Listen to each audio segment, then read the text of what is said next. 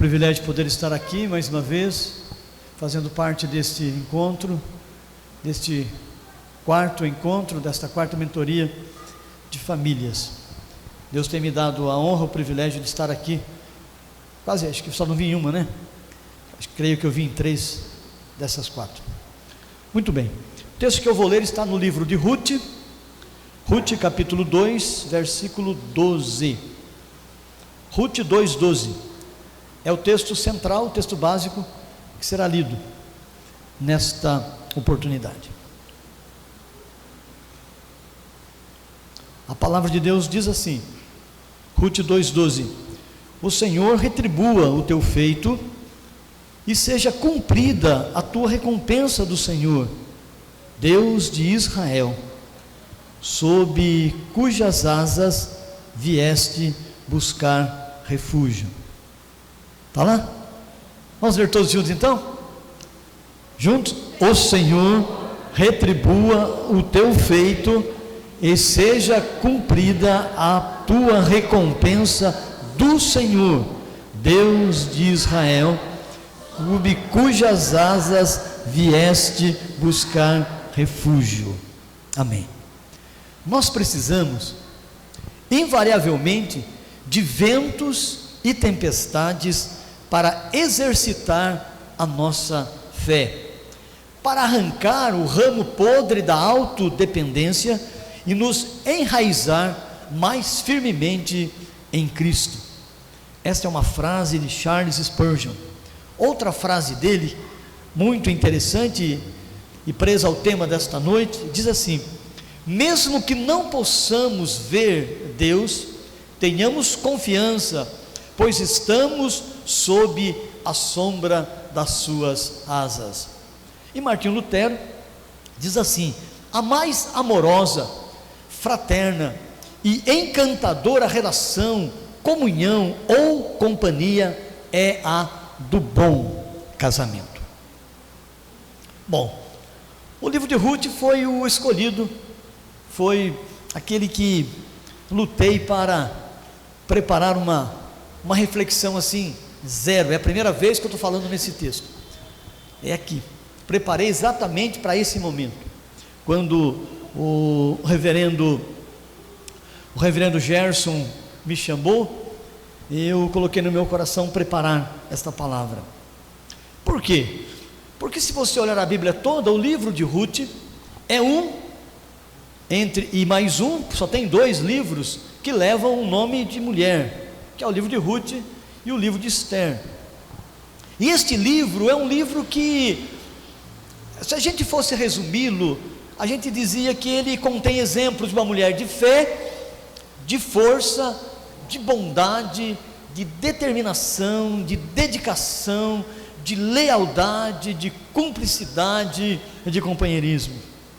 O livro de Ruth, ele caracteriza-se pelo otimismo, narrando a jornada de Ruth e Noemi, da tristeza para a felicidade e do vazio para a plenitude, da miséria para a riqueza. É interessante, se você pega o livro de Ruth, observar os personagens desta história, desta narrativa bíblica. O autor deste livro permanece na obscuridade. Nós não sabemos quem foi o autor do livro de Ruth, mas sabemos que é um livro inspirado pelo Espírito Santo de Deus. Se você olhar os personagens principais, nós temos lá Elimeleque, cujo nome é Meu Deus é Rei, ou O Senhor é Rei, é a tradução do seu nome. Noemi, sua esposa, cuja tradução do nome dela é agradável, delicada, doce. E eles tinham 2 filhos, Malom e Quilion. Esse nome é um pouco obscuro na sua interpretação, mas há uma sugestão de que os nomes signifiquem Malom, adoentado, enfermo, e Quilion, desfalecido, ou aquele que está definhando. Parece que eram 2 meninos meio doentes, que tinham algum problema de saúde, e que empreendem aquela viagem, partindo ali de Belém para Moabe, uma viagem de mais ou menos 80 quilômetros. Aí nós temos as duas noras, os meninos se casaram lá em Moabe. Um casou com Orfa, outro casou com Ruth. Orfa significa pescoço, nuca, aquela que vira as costas. E é bem sugestivo o nome dela, porque Orfa, depois da palavra de Noemi, dizendo que era melhor elas voltarem para a casa de seus pais, para a sua família, de fato ela dá um beijo em Ruth, em Noemi, e volta. E Ruth, o significado do nome é companheira, amiga. Sugestivo o nome também, porque Ruth vai fazer companhia para Noemi na volta. Já se passaram 10 anos, ou talvez um pouco mais, que eles estavam lá em Moabe, e agora estavam voltando apenas as duas, porque Elimeleque morreu, Malom morreu, Quilion morreu, as mulheres ficaram viúvas, sem filhos, e estavam de volta, querendo voltar agora para Belém. Todos nós sabemos que Belém, a palavra Belém significa casa do pão, casa de gente de fartura, casa de riqueza. E é interessante observar que eles, quando Deus, e eu penso que isso seja uma nota importante a gente observar, quando Deus quer realizar os seus planos, Deus permite que falte pão na casa do pão.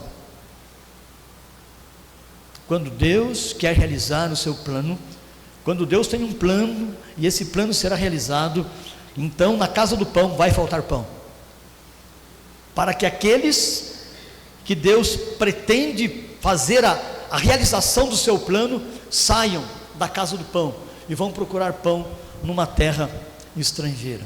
Tinha muitas famílias ali em Belém, que estavam passando pelas mesmas dificuldades, mas a Bíblia fala que esta família empreendeu esta viagem para Moabe, porque Deus tinha um plano, Deus tinha um propósito.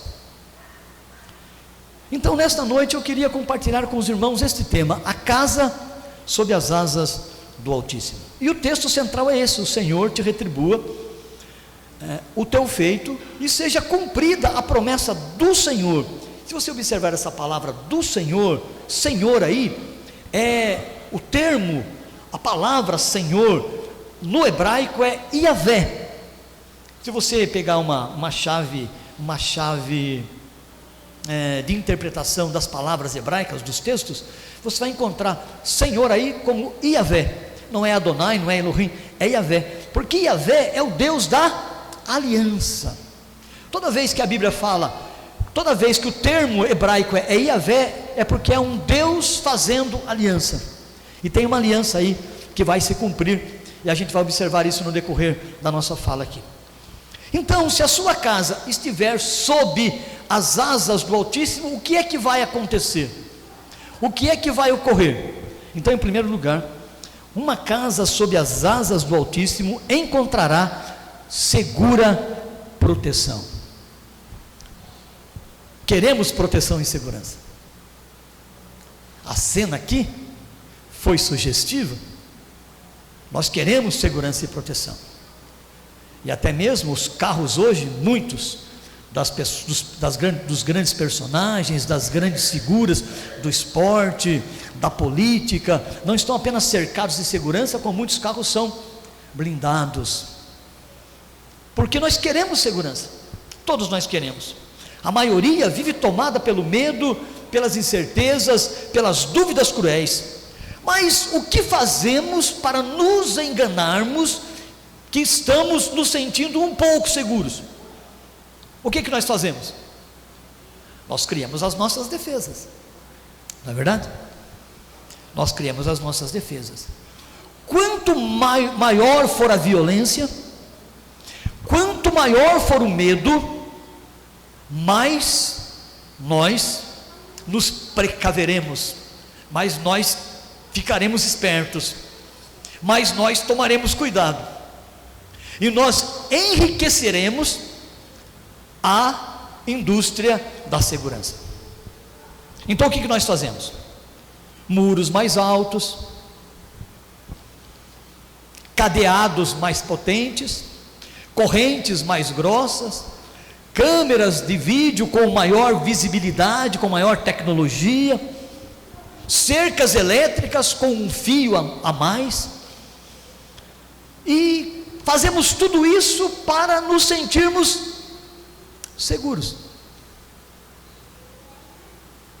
Mas sabemos que são vãs estas preocupações, altos investimentos e zero tranquilidade, porque continuamos com medo, porque um dia temos que cair para fora do muro, um dia ficaremos longe da câmera de segurança, um dia a cerca elétrica não irá nos proteger.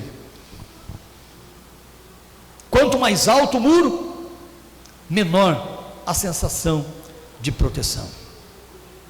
Aí quando nós vamos para a nossa velha escritura, para a nossa velha palavra de Deus, nós encontramos o Salmo 46, versículo 1, que diz o que mesmo? Deus é o nosso refúgio não ouvi? Não, estão falando muito baixo. Fortaleza, vamos falar alto? Ele é o nosso refúgio e fortaleza, socorro bem presente na tribulação. Está escrito lá na sua Bíblia, e eu penso até que você sabe esse versículo de cor. Isso se não souber o salmo todo de cor, porque é um dos salmos mais extraordinários. E o que temos lá no Salmo 127:1? Pastorzão leu o 128, mas o que nós temos lá no 127, versículo 1?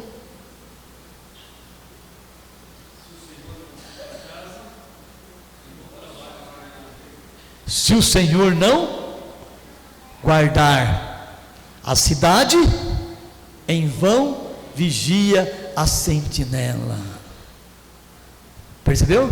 Prestou atenção? Se o Senhor não edificar a casa, em vão trabalham os que edificam. E se o Senhor não guardar, e a palavra guardar na Bíblia significa manter sob o olhar, manter sob os olhos. Se o Senhor não guardar, se o Senhor não mantiver a cidade sob seus olhos, será vão o trabalho das sentinelas.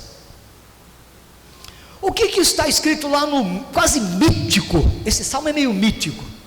É comum a gente encontrar nas casas, nas empresas e em consultórios médicos. Ele é aberto, é o Salmo 91. E o que está escrito lá no Salmo 91, versículo 1 e 2? O quê?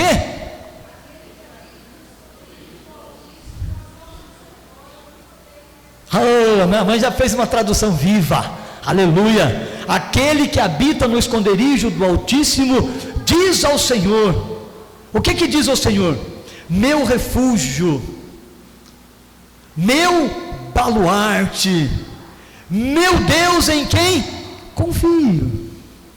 Olha só, quando a gente olha para a Escritura, quando a gente olha para a palavra de Deus, nós temos o maior, o melhor, o mais extraordinário sistema de segurança, um sistema indevassável, que é o nosso Deus. Ele é a nossa proteção. Claro que eu não quero dizer que com isso a gente vai viver com irresponsabilidade, que a gente vai viver de qualquer jeito, que a gente não vai ter as nossas precauções, que a gente não vai fazer, que a gente não se previna. Eu estou dizendo que a gente não pode colocar o nosso coração nessas coisas e achar que estas coisas humanas, terrenas, perecíveis irão nos proteger. A nossa maior proteção é Deus. Por isso que Boaz diz para Ruth: eu estou muito grato, muito feliz que o Deus de Israel, que Yahvé, te retribua o teu feito, o bem que você fez a Noemi, a sua sogra, a sua dedicação, porque você veio buscar refúgio sob as asas do Senhor. Você veio descansar a sua vida aqui. Agora a pergunta que eu faço para você é essa: nós acessamos essa proteção? Nós desejamos essa proteção? Nós confiamos nessa proteção? Nós falamos em alto e bom som para os nossos filhos, para os nossos amados, respeito desta proteção, que é Deus.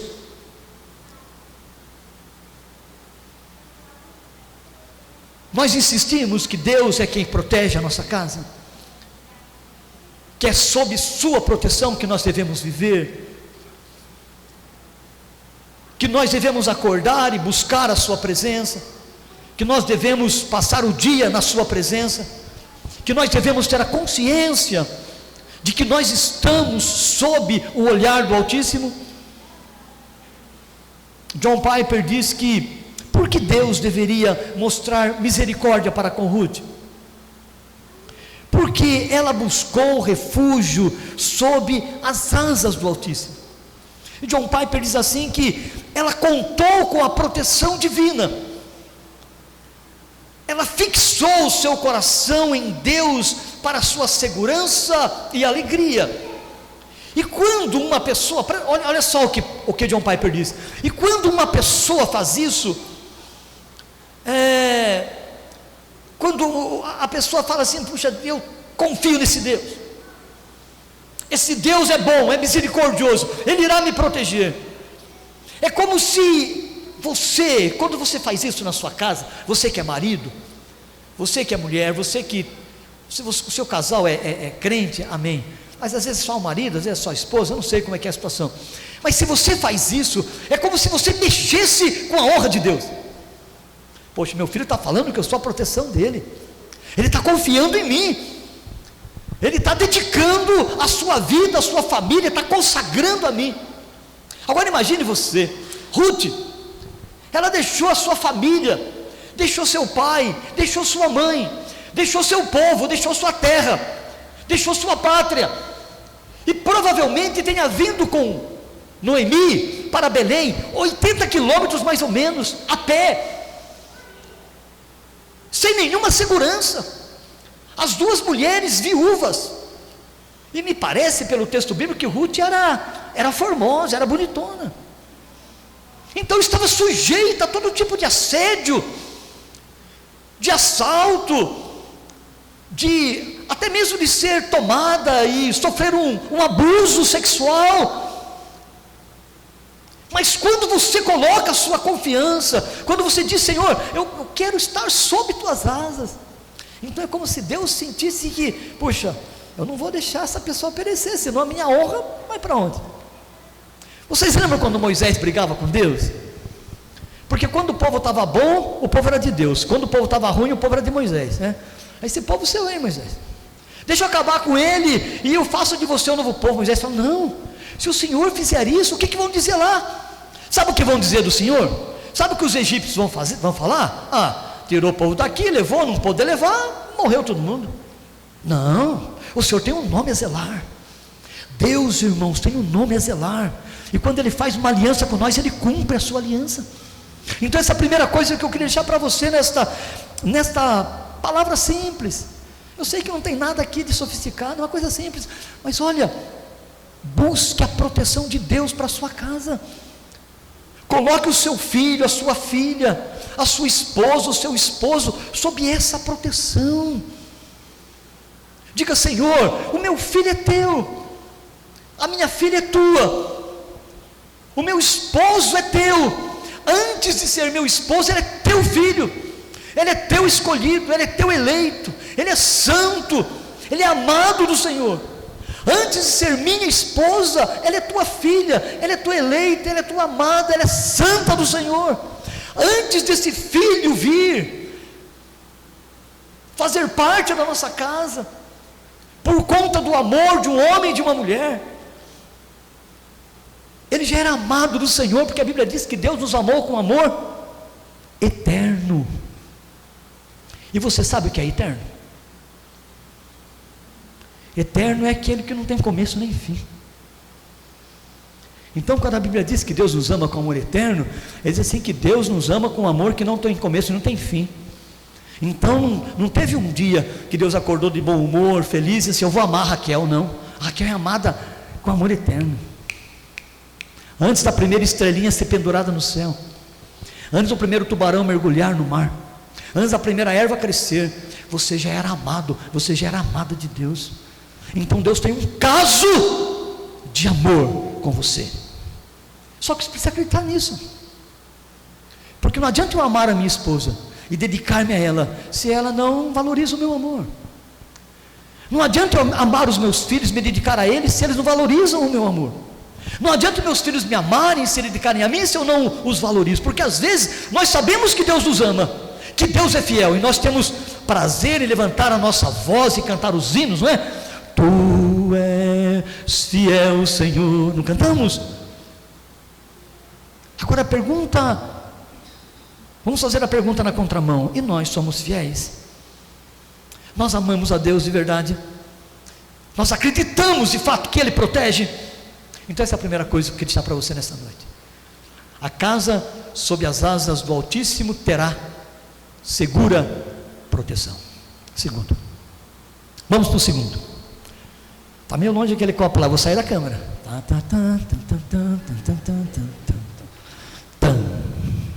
Cheguei. A casa sob as asas do Altíssimo, em segundo lugar, ela terá suficiente provisão. Essa é a segunda coisa. Vou deixar aqui. Ela terá suficiente provisão. Olha só que coisa fantástica que é isso. Ruth, de fato, ela honra o nome que tem. O que significa o nome de Ruth mesmo? O que significa o nome de Ruth mesmo? Companheira, amiga. Repita comigo: companheira, amiga. Repita de novo. Mais uma vez. Mais uma vez. Pela última vez. Duvido que você esqueça agora. Quando eu era menino lá na escola mista, no bairro da Boa Vista, lá no Morro Alto, a minha letra era muito feia, e a professora trouxe um caderno de caligrafia e disse para mim assim: ó, esse caderno é para você aprender a escrever, porque você não sabe escrever. Daí ela escreveu lá A, E, I, O, U. Ele tinha umas 300 linhas. 300 é um absurdo, que é a mentira boa do pastor. Umas 30 linhas, né, professor Gerson? Mas não sei se era, acho que 22 linhas. E daí tinha certinho o tamanho para você escrever A, E, I, O, U, em toda aquela folha. Eu fiz isso umas não sei quantas vezes, mas a minha letra continua feia. Mas eu nunca vou esquecer do caderno de caligrafia, e vocês nunca irão esquecer que Ruth é. Tá aí, tá vendo? Louvado seja Deus. Ela honra o nome que tem, porque ela é amiga, é companheira de verdade. Ela não tem noção, presta atenção, ela não tem noção perfeita e completa que sob as asas do Altíssimo ela desfrutaria de proteção e de provisão. Ela não tem essa noção plena. Ela não é do povo de Deus, ela é uma estrangeira. Noemi poderia ter, mas ela não tinha tudo isso bem definido na sua vida enquanto mulher. Pode ser que ela ainda não tenha a plena consciência de que Deus é o Deus da provisão, que Ele é o Jeová Jirê. Pode ser, não temos como saber com certeza, mas eu presumo que ela não tivesse. Agora, eu e você sabemos. Não sabemos? Nós não sabemos que Deus é o Deus da provisão? Não sabemos que o nosso Deus é conhecido como Deus proverá? E que esse nome ele recebeu lá quando Abraão estava levando seu menino lá naquela região lá de Moriá, no monte, para sacrificá-lo. E quando o menino pergunta: pai, tem aqui as coisas tudo, mas cadê o cordeiro? E Abraão fala: Deus proverá. O nosso Deus, irmãos, é o Deus da provisão. Nós sabemos, nós temos plena consciência de que Deus é o nosso provedor. Ruth sai para trabalhar. O trabalho difícil. O que ela vai fazer? Qual que é o emprego que Ruth encontra quando chega em Belém? Ela vai respigar, rebuscar o que sobra da colheita da cevada. Então os ceifeiros iam colhendo, e o que ficava para trás, ela ia catando, ela ia pegando.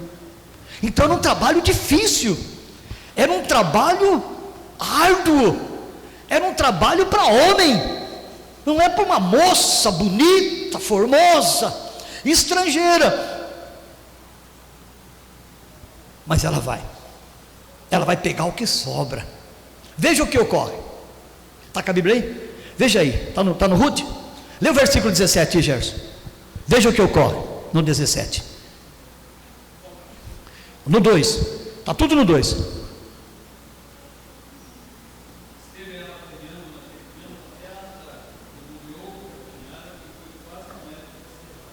Olha só, ela trabalhou quantas horas? Quantas horas? O dia inteiro. O dia inteiro. Mulher retada. Trabalhou o dia todo. E quanto que ela colheu? Quase um efa de cevada. Ela colheu mais ou menos uns 20 quilos. Na nossa tradução, hoje, mais ou menos uns 20 quilos. E tem uma coisa extraordinária, que ela comeu, ela almoçou com os segadores, a convite de Boaz, que era generoso. Olha o versículo 14, o que está escrito. Pode ler.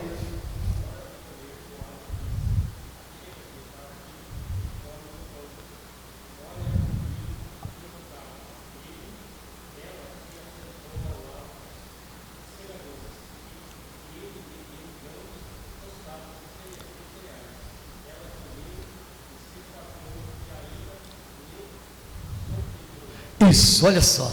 Então o Boaz falou: moça, chega aqui, chega com a gente. Boaz era um rico fazendeiro, era um homem de propriedade, que tinha muitos servos. Chega aqui com a gente, come com a gente. E ele deu um pão para ela, os pães eram redondos assim, né?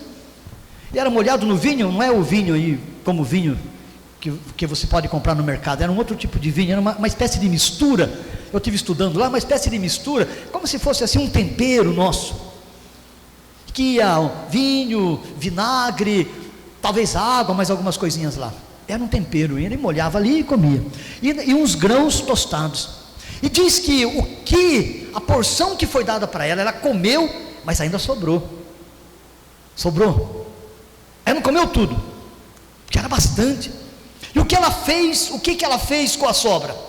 Olha só, o que sobrou ela levou para sua casa, e ela deu para sua sogra, conforme a gente vê no versículo 18, pode ler, qualquer um, 2:18.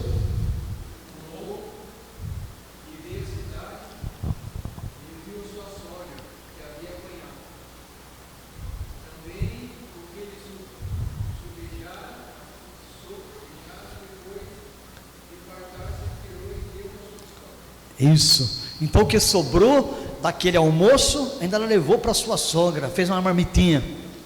Vocês fazem marmitinha aqui quando sobra as coisas? Faz, Raquel, o pessoal faz, e leva para casa. Eu quando vou na casa dos irmãos faço também. Na minha igreja tem uns 35 velhos, que eu visito, que levo ceia, e tem alguns que fazem bolo, e todas as vezes que eu vou, tem uma casa que todas as vezes que eu vou uma vez por mês, e aquela casa é sagrada, porque toda vez que eu vou eu levo o bolo. A moça lá, ela: não, pastor, leve para sua esposa, leve para sua filha. Ela corta um pedaço, eu levo, e daí eu chego lá e como junto com a minha esposa e com a minha filha, né? A gente leva a marmita, não é?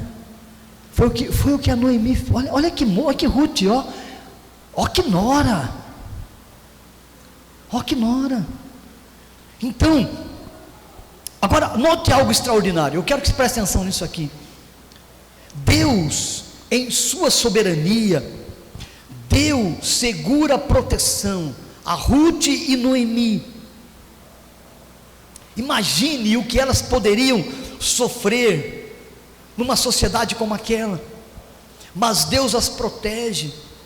E preste atenção novamente, a provisão de Deus veio por meio de um trabalho árduo, dedicado, humilde e generoso de Ruth, que ao mesmo tempo contou com a generosidade, graça e favor de Boaz. Então olha só a soberania de Deus como que age.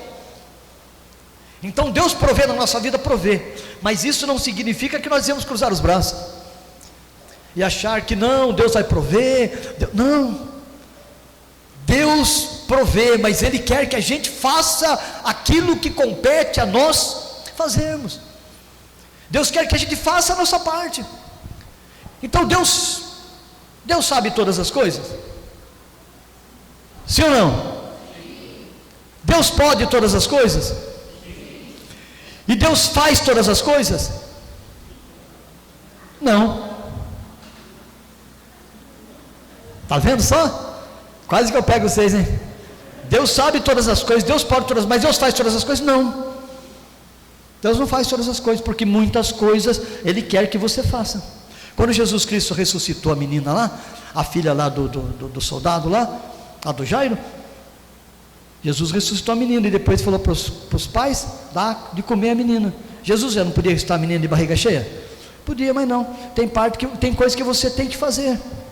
Se você não limpar a sua casa, se você não varrer a sua casa, o que vai acontecer? Vai ficar suja. Se você não limpar o quintal, deixar o quintal 1 mês, 2 meses, lá o que acontece? Até grama nasce no cimento. Eu não sei que praga é essa. Nasce grama no cimento, cara. Se você deixar, as coisas perecem. Então você tem que fazer a sua parte. Então Deus é provedor, mas Deus, vou usar essa expressão aqui, Deus conta com a nossa participação. Deus nos deu inteligência, Deus nos deu sabedoria, Deus nos deu forças, Deus nos deu dons, Deus nos deu talentos, e nós devemos fazer a nossa parte. Foi o que Ruth fez. Então Ruth encontrou o campo, encontrou o trabalho e trabalhou. Imagine colher 20 quilos de grãos, porque tem que colher e debulhar. Não era só colher, já trazer, já pôr no balde ou num saco, não, tinha que debulhar ainda. Então era um trabalho difícil. Não era fácil colher 20 quilos, mas ela colheu e levou para a sua casa. Então a soberania de Deus, a provisão de Deus, em nenhum momento é desculpa para o ócio e o desleixo. Devemos fazer tudo o que está ao nosso alcance, mas devemos fazer tudo na confiança de que Deus é o nosso provedor. É que Ele quem nos sustenta, é que Ele quem dá para nós o sono, como diz o Salmo 127, que Ele nos dá enquanto nós dormimos, refaz as nossas forças, e a gente se levanta e vai para o nosso trabalho, e faz aquilo que nos compete fazer, e Deus nos abençoa. Confie na provisão de Deus, confie que Deus está provendo na sua casa, na sua família. O que nós encontramos nas páginas amarelas da nossa Escritura? Lá em Mateus capítulo 6, do versículo 30 ao 33, quem que pode ler esse texto para mim? Mateus 6, 30 a 33, o que está escrito lá? É um texto conhecido. Quem achar pode ler.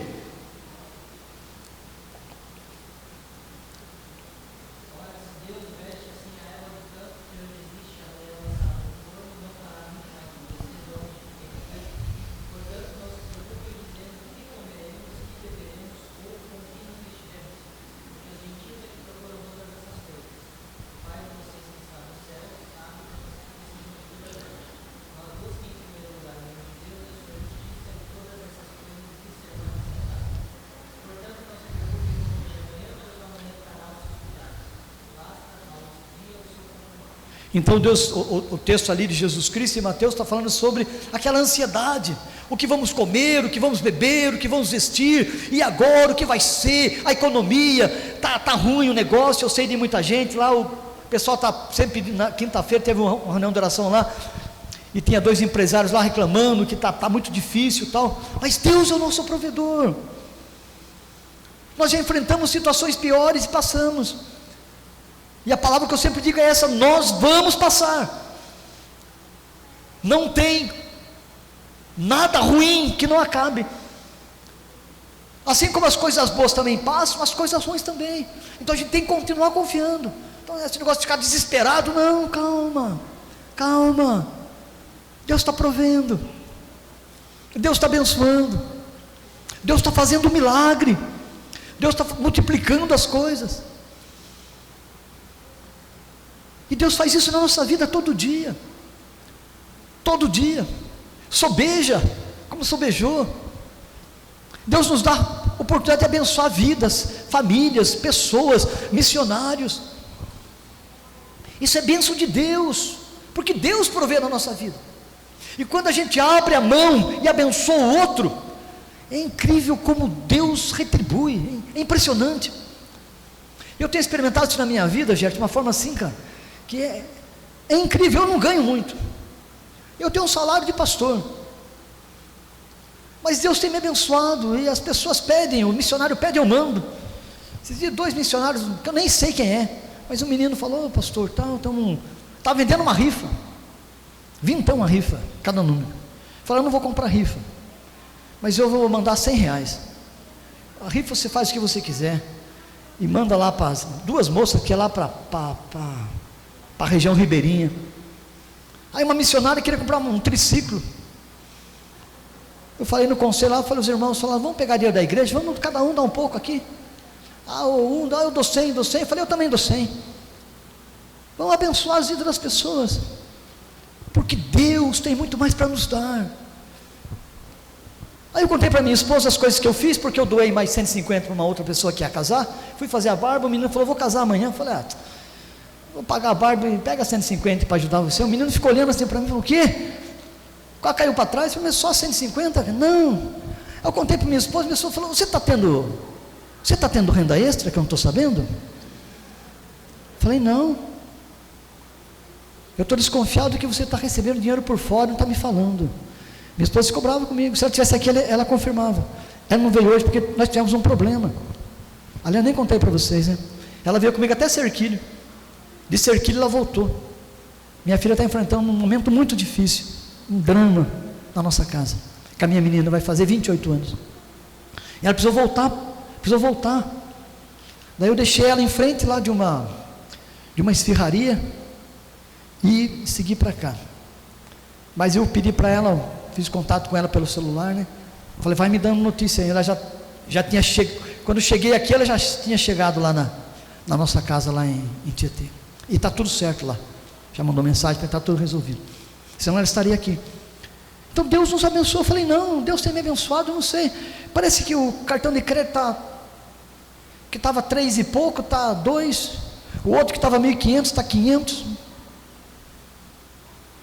E não tem faltado nada. Deus abençoa. Quando você abençoa a sua obra, os seus servos, as suas servas, pessoas que você não conhece, Deus abençoa. Deus é provedor. Ficar preocupado o que eu vou comer, o que eu vou beber, o que eu vou vestir, não. Deus vai fazer você comer, Deus vai vestir, Deus vai te proteger, Deus vai te abençoar. O que está escrito lá em Filipenses 4,19? Isso a gente sabe de cor. 4,19: e o meu Deus há de suprir cada uma das vossas necessidades. Mais ou menos isso, né? Vamos falar juntos? E o meu Deus há de suprir em Cristo Jesus cada uma das vossas necessidades. Deus supre. E a gente precisa ensinar isso para os nossos filhos. A gente precisa ensinar isso na nossa casa. Meu menino casou faz pouco tempo. Meu menino novo casou com 23 anos. A esposa dele 23 anos. Uma belezinha os dois. E eu falo para ele: filho, confie em Deus. Deus supre necessidades. Se ele falou para mim: pai, estava precisando de um... Tá arrumando a casa dele lá, tá muita coisa para fazer. Eu falei: vamos lá, filho, vamos comprar tal. Não, pai, não quero dar despesa para o senhor. Não está dando despesa não, filho. Estou te abençoando, você é meu filho. Se eu não abençoar você, eu vou abençoar quem? Deus supre nossas necessidades. Fui lá, fiz a compra para ele, do que ele precisava, dos materiais lá para arrumar a casa dele lá. Ele falou: depois eu pago. Eu falei: não precisa pagar não, filho. Deus já me deu. Isso é bênção para a sua vida. E faça a mesma coisa quando as pessoas precisam. Aí um tio dele ligou para ele, precisando de um dinheiro, pedindo emprestado R$50. Daí ele falou para o tio: estou fazendo o pix do senhor, mas não é emprestado não, é um presente, não precisa devolver. A gente precisa ensinar os nossos filhos a serem generosos, porque quando você manda, Deus, e é uma coisa incrível, que você não pede nada. Eu estou fazendo isso para Deus me dar. Não, Deus te dá, porque Deus é o dono do ouro e da prata, não é? Ou não é? Quem é que manda no mundo? É Deus, tudo é de Deus. Beleza. Então, creia que o suficiente, a provisão suficiente virá sobre a sua casa. Veio sobre a vida de Ruth, veio sobre a vida de Noemi. As duas viúvas vieram com uma mão na frente e outra atrás. Agora já tinha 20 quilos de cevada, já tinha grãos tostados, e já estava molhando o pão do patrão. Como é que ele fala? No tempero do patrão.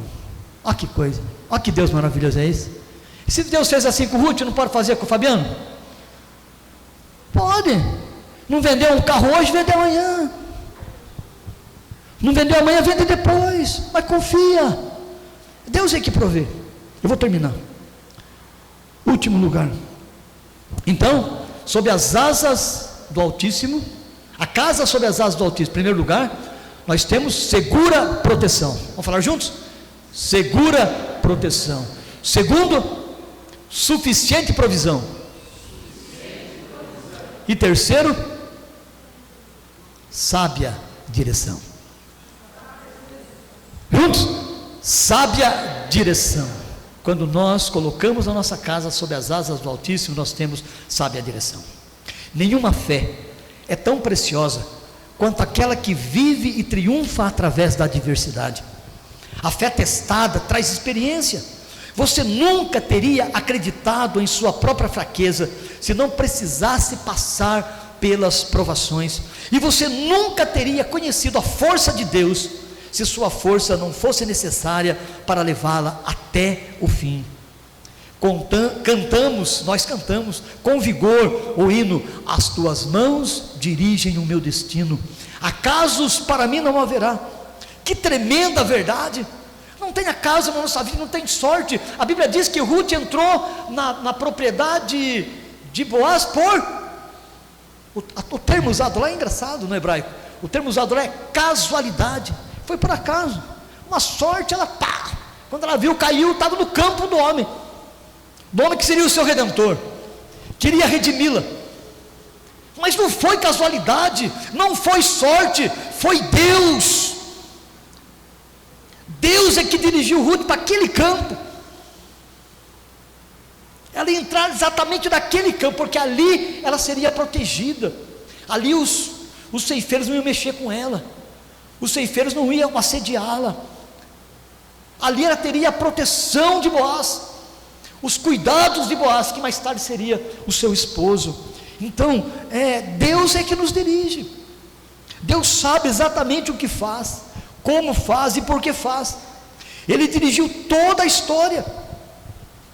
Pense você, como que poderia um homem como Elimeleque, cujo nome é Deus é meu Senhor, caramba, que nome! Deus é meu rei, sair da casa do pão, do lugar de fartura, e empreender uma jornada de 80 quilômetros para Moabe com 2 filhos meio doentes? Como pode? Como que pode aquele homem sair da sua terra, ir para uma terra estrangeira, com os meninos pesteados que ele tinha? Pode. E sabe por que pode? Porque Deus estava dirigindo. Até quando você erra o passo, Deus está no controle. Você erra, Deus não erra. A gente fala: puxa, errei. Errou nada. Se você é de Deus, até o erro seu, Deus transforma no certo. José falou para os irmãos dele: vocês intentaram o mal contra mim, vocês queriam fazer o mal para mim, vocês tramaram o mal, urdiram um plano diabólico contra mim, mas o Deus Todo-Poderoso transformou o mal em bem. Ninguém mexe com você, isso. Você é menina dos olhos de Deus. Deus ama você, então Ele dirige a sua vida. Então Ele fez com que Elimeleque saísse. O homem ficou doido. Eu fico pensando, quando ele mudou, fez a mudança, o que os vizinhos falaram, os parentes falaram, o homem doidou. Essa crise aqui vai passar. Agora está indo para Moabe, para aqueles filhos lá, bastardo lá da descendência lá de Ló, sobrinho de Abraão. Moabe é da descendência lá daquele incesto que houve lá, do pai com as filhas. Nasceu o Moabe e o Amon, os amonitas e os moabitas. São esses povos aí. Então é uma coisa estranha. Mas olha só que coisa linda. Deus está dirigindo. Deus tem um plano. Há um Deus sábio que irá conduzir os passos daquela família. Pois existe um Boaz que irá casar com uma moça moabita, e dali iria nascer um filho chamado Obed, que a tradução hebraica é Oved, que significa servo, aquele que serve. E dali nasce o primeiro diácono, que é Obed. E Obed, que vem da linhagem de Judá. Boaz é forte, decidido. Obed é servo. Jessé, Deus existe. Davi é amado. Então perceba a direção de Deus. Alguém tinha que buscar Ruth para Boaz, e Deus escolheu Elimeleque e a sua família. Que coisa, irmãos. Isso me dá eu fico emocionado quando vejo essas coisas na Bíblia. A gente pensa que às vezes a coisa está indo buraco, está indo nada. A gente pensa que está dando tudo errado, está nada. Quando está dando tudo errado é porque está dando tudo certo. Deus está no controle. O que você não pode é ficar desesperado. O que você não pode é duvidar.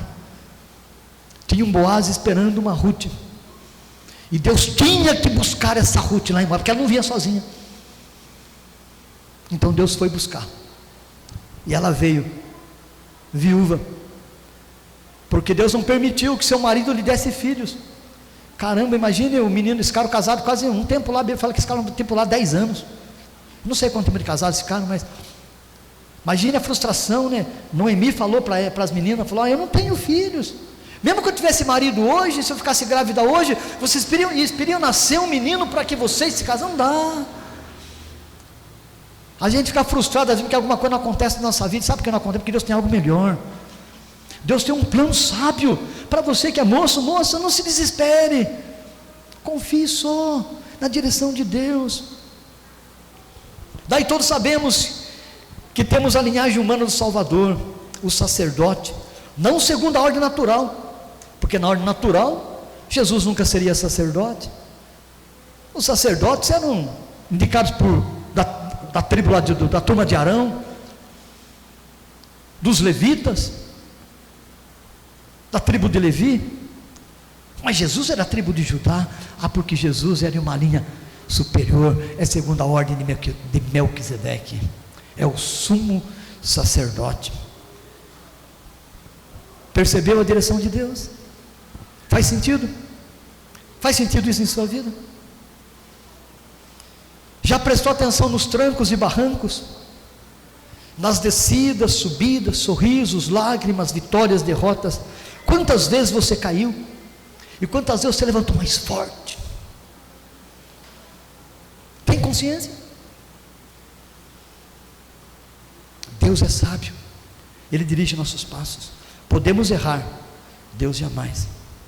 Então, mais uma vez eu te convido, coloque sua vida sob a sábia direção de Deus. Maridão, coloque a sua esposa na direção de Deus. Esposa, coloque seu marido na direção de Deus. Pais, coloque seus filhos na direção de Deus. Empresário, coloque a sua empresa na direção de Deus. As suas vendas, as suas compras, os seus negócios, a sua saída, a sua entrada, coloque tudo sob a direção de Deus. Segurança, refrigério, quietude, auxílio, descanso e esperança. Essas são as palavras associadas com as asas de Deus. Jamais devemos esquecer que em todas as amargas experiências que os filhos de Deus enfrentam, Deus tem traçado algo para a sua glória.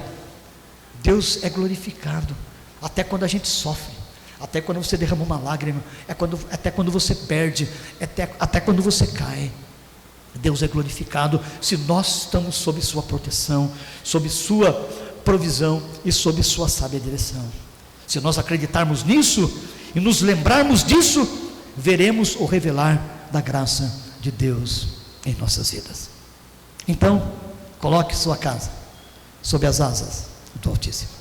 Que Deus nos abençoe, abençoe essa igreja, a sua vida, a sua casa, a minha casa. Orem por nós, nós oramos por vocês em nome de Jesus. Amém.